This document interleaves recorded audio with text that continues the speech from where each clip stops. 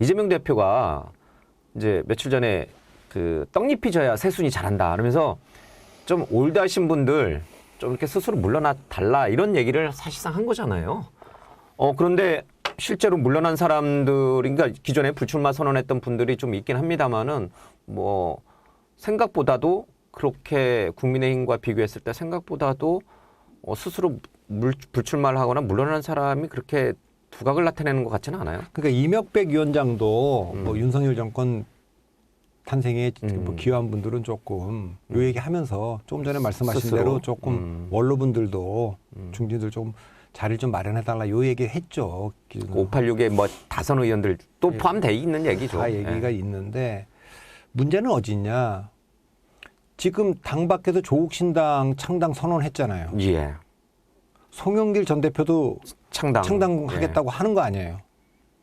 그리고 또 문재인 대통령도 실제로 이거 뭐 두 분이 조국 장관이 전 장관이 왔을 때 뭐라고 얘기한지 모르겠어요. 네. 창당하는 그 불가피성을 이해한다 그렇게 얘기를 하시잖아요. 물론 이제 공지영 작가가 조국을 비판했는데 그분 책을 또 추천한 걸로 보면 또 이건 다른 데 치는 거 아니냐 그러지만 어쨌든 그 지지했다기보다는 적어도 그 불가피성을 이해한다. 아니면은 괜히 조 장관이 그러는 거를 나로서는 이해할 수밖에 없다. 뭐 이런 건 인간적으로. 뭐 인간적으로. 예. 그렇더라도 어쨌든 거기에 또 그 윤석열에 맞섰던 검사들 대거 또 신문 검사들이라고 불렸던 뭐 많이 뭐 많지 않습니까 지금 이제 그런 이성윤 뭐 등등등. 이성윤, 신성식, 심재철 이런 분들이 다 이름이 나오는데 그분들이 어디로 갈지 모르지만 다시 이제 이게 그 민주당에서 공천 주겠어요 그분들. 그러니까 시즌 2가 될 수도 있고 뭐 이럴 수 있기 때문에 그분들 뭐 경선 지금 지역구 신청해서 하는 분들도 있고 그러니까 이제 그게 첫째 문제가 이제 되고 있고요.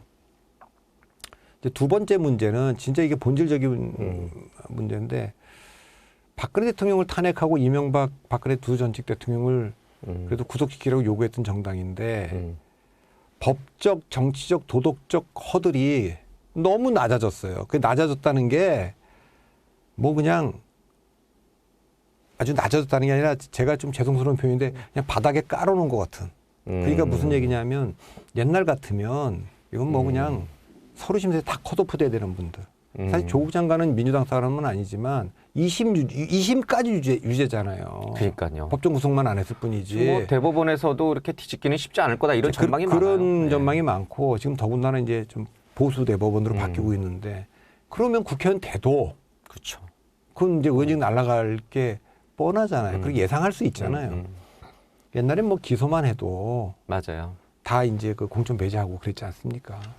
또 본인 잘못이 아니어도 말 실수 하나만 해도 후보 박탈도 하고 2020년에 그때 그 미래통합당의 뭐 김대호 후보 이런 분들은 예. 뭐 그 기준으로 보면 그분들 왜 후보 박탈했는지도 모를 정도 아닙니까? 근데 그런데 다 박탈도 하고 막 이러는 기준으로 보면 법적 도덕적 기준이 굉장히 낮아져 있는 건데 그거는 아니 대표 기준으로 보면 나는 왜 안 되냐?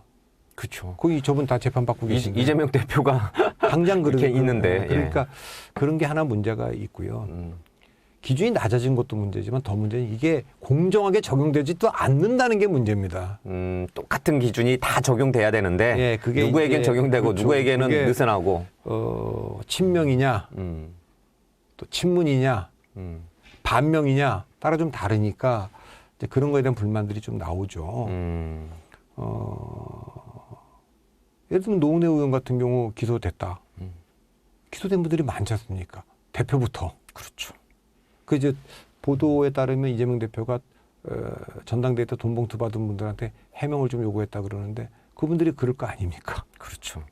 아직 뭐 판결이 나온 거 아니다. 뭐 이런 식으로 얘기하시겠죠. 그러니까 그분들이 받고 있는 그 혐의라는 게 이재명 대표보다 중하지 않다. 이렇게 얘기가 나올 수도 있는 거 아닙니까? 그러면 제가 공간위원장이다. 제가 국민의힘 공간위원장이다. 그러면 이번 선거는 한동훈 위원장 얼굴로 치르는 게 도움이 되겠다. 그러면 저 상징적인 데를 내가 무슨 조치를 하나 좀 취해야 되겠는데 뭐 이철규 의원에 대한 거든 이용 의원에 대한 거든 내가 좀 하나 좀 해야겠다. 그렇게 할 수도 있는 거 아닙니까? 그렇죠. 제가 이제 그 민주당 공간위원장이다. 야, 근데 가서 할 수 있는 보니까 게 없어요. 이게 선거를 할 수가 없어. 그러면 이런 고민 제가 해보겠죠. 야, 이재명 대표에 대해서 내가 뭐라도 조치를 좀 취해야겠다. 이게 지금 뭐 하려고 보니까 전부 다 이제 그 기준으로 항의도 하고 뭐 이러니까 내가 도무지 이걸 공천 심사를 할 수가 없다. 그러니 이재명 내가 대표 당신부터 그러면 그럼 이재명 대표한테 할 수 있는 조치가 몇 개가 불출마해라. 있죠. 이렇게 할 수 일단 험지로 가달라. 이게 이제 가장 제일 좋은 낮은 단위에서 이제 뭐 하는 거죠. 아니, 그래도 대표께서 좀 이렇게 솔선수범. 좀 솔선을 위해서 험지 가서 좀 출마를 좀 해달라. 이렇게 요구할 수 있죠. 두 번째는 불출마 선언 좀 해달라. 그 옛날에 2016년에 김종인 위원장이 그 맡았을 때 문재인 대표가 안 나갔잖아요. 그렇죠. 그렇게 불출마 좀 해달라. 그래야지 내가 다른 사람 심사를 좀 할 수 있다. 맞아요. 이러는데 둘 다 거절을 하면 컷오프를 그냥 발표해버리는 방법도 있죠. 그렇죠. 그러면서 내가 이재명 대표도 지금 컷오프 시켰다. 이 기준에 따르면 이 모든 문제는 이재명 대표가 재판에 다툴 문제지만 나로서는 이 기준으로 공천하겠다. 이 정도는 해줘야 될 거 아닙니까? 지금 대표님 말씀을 들어보면 쉬운 얘기는 아닙니다. 총선 이건. 돌아가는 형국이 국민의힘이 훨씬 더 이렇게 좀 잘하고 있다라는 생각이 들어요. 민주당보다. 그러면 민주당이 점점 갈수록 승산이 없는 형국으로 흘러간다면 그거를 반전시킬 수 있는 유일한 카드는 말씀하신 대로 이재명 대표 컷오프 시키는 거 그거 하나밖에 없는 거예요. 뭐 다른 것도 있겠다. 딱 세상에 어떻게. 그래도 이제 어쨌든 이 그러니까 반전시키려면 저는 분위기를. 뭐 무책임하고 밖에 관전자니까 그냥 이건 뭐 그냥 아니 그냥 이런 얘기 하는 거죠. 근데 조언을 주고 있는 거예요 지금 근데 민주당에. 이런 얘기를 우리 정치사에서 안 해본 게 아니고요. 있었으니까. 일단 과거에. 있었고 그렇게 하는 거고. 아니 홍준표 대표가 원래 당 대표 하시다가 박근혜 비대 들어오니까 공천 신청 안 했잖아요. 그러니까 이재명 안 대표, 했는데 당에서는 전략적으로 그래도 그렇죠. 거기 그냥 나가셔도 된다 이렇게 얘기한 거지. 이재명 대표가 불출마하는 것도 민주당한테는 꽤나 좋은 카드가 되겠는데요. 아니 그러니까 이재명 대표도 이 상황을 봤을 때는 공천 신청을 안 하고 당에 맡기고 가만히 있으면 뭐지 뭐 험지나 아니면 뭐 등등 할 때 그래서 저는 사실은 병리평으로 갈 가능성을 본 거는 여러 가지 이유가 있지만 이재명 대표가 그렇게 됐을 때 비례대표로 갈 수도 있고 또는 여기 지금 공천 압력이 너무 세지 않습니까? 예. 지난번에 너무 많이 돼서 그거 좀 빼줄 수 있는 여유도 있고 좀 그런 게 있는데 이제 그렇게 됐고 또 하나 이제 민주당의 그 공천 관련된 문제는 뭐냐면 바로 그 얘기입니다. 이게 또 준연동형 안에서 승리를 찾겠다고 하면서 준위성정당이라는 걸 또 만들었잖아요. 또 만들었죠. 뭐 준위성정당. 국힘도 그래서 또 만들고. 준위성정당이라는 말이 전 통합비례당 이런 게 무슨 말인지 모르겠는데 그냥 위성정당인데 그렇게 할 거면 차라리 그냥 병리평으로 갖고 와서 그분들하고 연합할 거면 그분들한테 이 민주당을 들어와서 주고 나중에 출당 조치 시키면 될 텐데 매우 어려운 얘기를 한 거예요. 그러니까 준연동형을 시민단체가 받아라 또 뭐 그럴 때 이탄희 의원 등등이 이제 그 얘기를 할 때는 그 준연동형은 뭐냐면 47석에 대해서는 이거는 군소정당 몫이니 거대 정당은 손대지 맙시다. 그렇게 하면 될 일인데. 그렇게 하면 그 준연동형에서 녹색정의당이 됐든 또 뭐 제시민단체가 만든 정당이 됐든 친민주당 사람들이 가져갈 거고 그러면 그 당하고 연합을 하면 된다.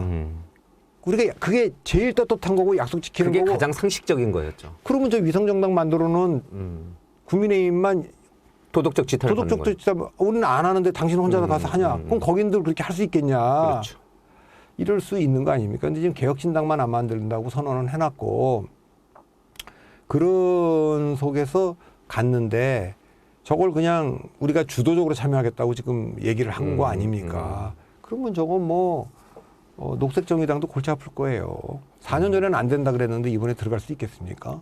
그렇죠. 예, 그러고 실제로 들어가 봐야 의석수에서 녹색정의당은 지난번에는 9.몇 %에서 좀 얻었는데 이번엔 뭐 별로 득도 없을 것 같아요. 개혁신당한테도 밀리겠죠. 자, 그렇게 되면 또 이제 뭐 거기 들어오는 사람들이 누구냐부터 논란만 되는데 그런 것도 좀 풀어야 될 어려움이 있고요. 그러니까 이재명 대표 입장에서는 지금 풀어야 될 숙제가 너무 많네요. 너무 많아요. 그래서 이게 이재명 대표가 그 당의 대주주면 조금 여유가 있을 텐데 본인도 이 당을 이재명 당을 그 당의 대주주였던 문재인 대통령 대표는 김종인 위원장한테 정권을 줬잖아요. 그럴 예. 여유가 있었는데 이재명 대표는 그 정도는 아니니까 그게 고민이겠죠. 그러니까 말씀드리니까 민주당 이재명 대표가 굉장히 여러 가지 어려운 난관에 그냥 직면해 있는 것 같아요. 출제 문제 자체가 여기가 훨씬 어렵습니다. 민주당 쪽에. 네. 그렇군요. 반면에 이제 국민의힘은 한동훈 위원장을 중심으로 뭔가 일사불란하게 뭔가 걸림돌을 제거해 나가면서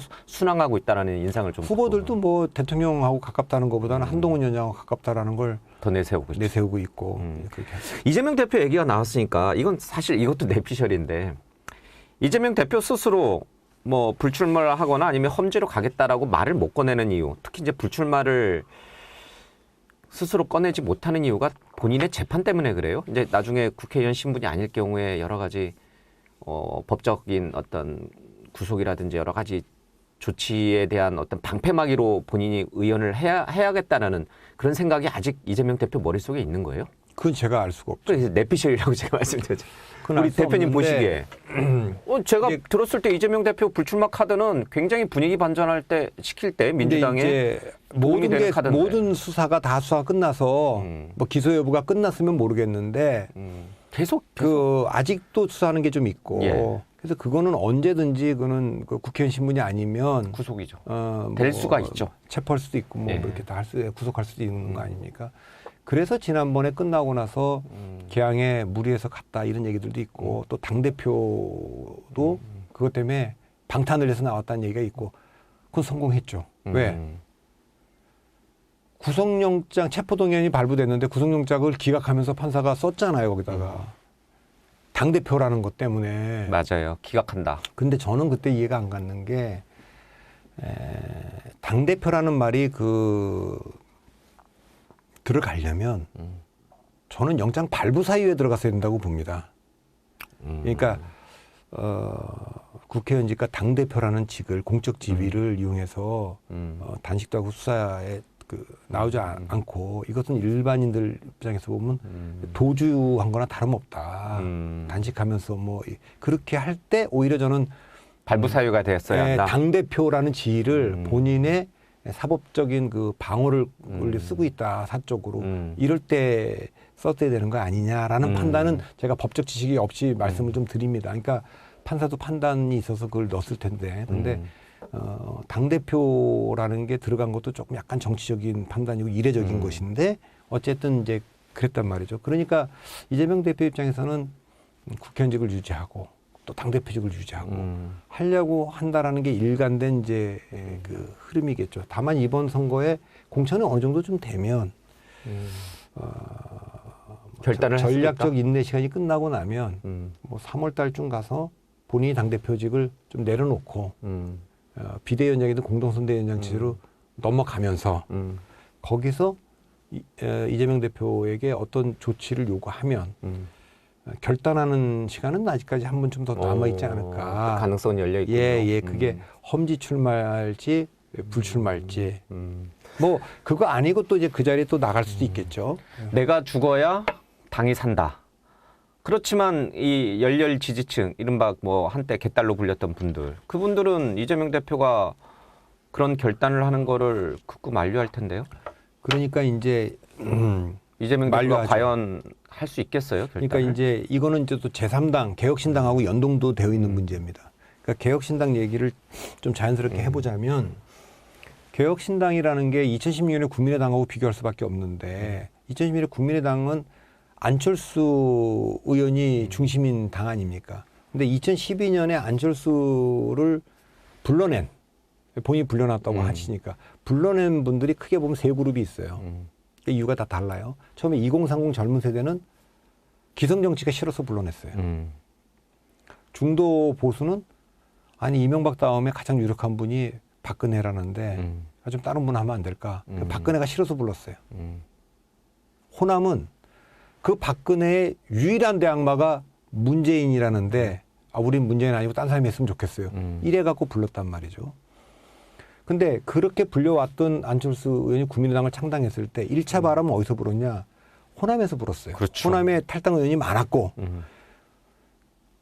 두 번째 바람은 유승민을 새누리당에서 공천 배제하면서 중도 보수가 떨어져 나왔죠. 그게 두 번째 바람이 됐고 그거 세 번째 2030이 야 우리 그동안에 안철수가 너무 정치인 같지 않아서 좋아했는데 정치인 같이 돼서 싫어했는데 아 이번에 뭐 바람 일으키는데 우리 좀 돕자 이렇게 해갖고 됐지 않습니까? 근데 이번에는 보면 2030이 1차 동력이 되고 그다음에 이제 중도 그리고 이제 호남이 중요할 텐데 이낙연 지금 전 대표 전 총리가 있지 않습니까? 안철수 의원하고 뭐 비교하기는 좀 어렵지만 어떤 점이 있냐면 제가 호남을 보면 두 가지를 느낄 수 있어요. 호남은요. 호남을 대표하는 정치인들이 수도권에 가서 뭐 정동영이나 뭐 천정배나 박지원 같은 막 이런 분들이 친노 또 친문 한테 깨져요. 그리고 고향으로 돌아오면 아니 그 바보같이 그래 거기 가서 깨졌냐 이렇게 해도 내 남편 내가 욕하는 건데도 남들이 욕하면 기분 나쁘고 내 자식 내가 혼내는 건데도 남들이 욕하면 그렇죠. 그래서 와서 고향 돌아오면 그래도 환영해 준다 이거. 따뜻하게 품어준다 정동영 이거지. 내려갔을 때 그때 보궐선거 슬로건이 어머니 저 동룡입니다 이거 아닙니까? 그래 이낙연 대표도 약간 내려가서 그래 우리가 이낙연 대표도 좀 아쉽고 대통령감으로 뭔가 부족해 보이지만 다시 품어줄 수 있다. 이 저걸 뜻이군요. 꼭 죽여야 돼? 이렇게 생각할 수 있죠. 이재명한테 그렇게 처참하게 깨지고 왔는데 이런 게 하나 있고 두 번째 진짜 중요한 포인트입니다. 호남은 권력을 만들어내고 싶어 해요. 대통령을. 그래서 우리가 김대중도 만들지만 대통령만 될 수 있다면 호남으로 안 된다면 노무현도 찍을 수 있고 문재인도 찍을 수 있고 우리는 이재명도 찍을 수 있다. 여러 가지 논란에도 불구하고. 호남은 집권 세력을 만들어내고 우리가 중심이 되면 이익이 극대화되는 지역이다. 이렇게 했단 말이죠. 2016년에 국민의당 바람도 어떻게 보면 여러 가지 이유가 있지만 아 이거 문재인으로 정권 찾아올 수 있을까? 안철수를 한번 밀어볼까? 이런 배팅이 좀 있었다고 좀 봅니다. 그런데 이재명 대표의 민주당이 이재명 본인이나 이재명이 당대표로 있는 민주당이 2027년에 정권을 찾아온다는 확신을 심어줘야 되면 그러면 전 찍는다고 봐요. 이재명을 지지한다고. 그렇죠. 민주당 지지하죠. 그런데 가만 보니까 이게 이기는 길로 가는 게 아니라 지는 길로 가. 그리고 그 이유가 본인의 사법 리스크를 방탄하기 위해서 또 혹은 이재명 당으로 만들기 위해서 친문들까지 좀 이렇게 내치려고 그런다. 이러면 호남 민심은 이게 뭐지? 이렇게 하면 이재명 카드를 버릴 수도 있네요, 호남이. 저는 그렇게 봅니다. 그러면 이건 정권 교체의 장애물 아니야? 그러니까 저는 이재명 대표나 그 주변에 있는 분들이 이 호남 왜 제가 이런 얘기를 드냐면 지난번에 대통령 선거 끝나고 0.73% 그때까지 똘똘 뭉쳐서 다 밀었어요. 그 두 달 뒤에 지방선거를 하는데 이재명 대표가 개항에 나가고 또 그거 나가도록 그 당대표가 또 송영길 의원이 의원직 사퇴하고 서울시장 나가고 이래갖고 전국 투표율이 50.9%까지 떨어지는 중에 광주 투표율이 36%밖에 안 돼요. 그게 뭐냐면 호남 분들이 야 이게 뭐냐 실망해버릴 거군요. 유보적 태도를 좀 보이고 있다고 저는 보거든요. 그래서 저는 민주당이 이번 공천 과정에서 우리가 지금 하려고 하는 공천 그리고 이 인물들 이것은 이재명을 위한 게 아니라 정권을 찾아오려고 하는 거다라는 확신을 심어주지 못하면 지지자들 중에 상당 부분이 이게 뭐지? 이런 판단을 할 거다. 그러면 저기 한동훈 비대위원장 국민의힘보다 더 쇄신하고 더 개혁적이고 더 참신한 인재들을 이번 선거에 내보내야 한다. 그래야 호남 민심을 겨우 얻을 수 있다. 이 뜻이군요. 그럼요. 근데 이제 그게 아니고 그게 아니고 거꾸로 지금 가고 있으니까. 친명이라고 하는 분들이 쭉 간다. 그러면 호남은 이쪽을 버린다. 그런데 더 나은 인물이 아니야. 그냥 아까 제가 그 대통령 저 이재명 대표하고 좀 더 가까운 관계일 뿐이에요. 그러니까 아까도 말한 대로 윤석열 대통령하고 좀 더 가까울 뿐이에요, 그냥. 네. 그렇게 선거 치르면 그렇게 해서 치르면 안 되죠. 그러니까 한동훈 위원장은 난 내 사람 없는데 내가 이겨내면 이 사람들이 다 나 지지하지 않겠냐 이렇게 거꾸로 생각하는 거 아닙니까? 그렇죠. 그게 그러니까, 정도인데. 그러니까 이재명 대표도 나랑 가까운 게 뭐가 중요해? 내가 당선 공천을 공정하게 해주고 다 당선되면 그 사람 다 친명이 되는 거죠. 지금의 친명인들이 과거에는 뭡니까? 다 친문 아니었습니까? 맞아요. 그러니까 그런 생각을 해야 되는데 그런 게 안 보인다 지금. 이제 윤석열 대통령이나 이재명 대표는 굉장히 그거를 집착했어요. 이 당을 윤석열 당 만들어야겠다. 이재명 당 만들어야겠다. 그래서 뭐 당 대표도 내쫓고 뭐 두 명이나 내쫓고 비례연정. 근데 목표에 집착하면 집착할수록 목표로부터 멀어진다는 거죠. 민심은 떠나가 버리고. 아니, 그 목표를 못 이룬다니까요. 그 목표를 잊을수록 더 가까이 가는 건데 그걸 자꾸만 하려고 하니까 제가 이제 역대로 총리라는 여당의 총리, 여당의 당대표, 여당 집권당 총리가 왜 대통령 못 됐냐. 항상 대통령과 가까이 가면 갈수록 대통령 자리로부터 멀어진다. 그러니까 이게 명언인데요. 이거는 왜냐하면 가까이 간다는 얘기는 뭐냐.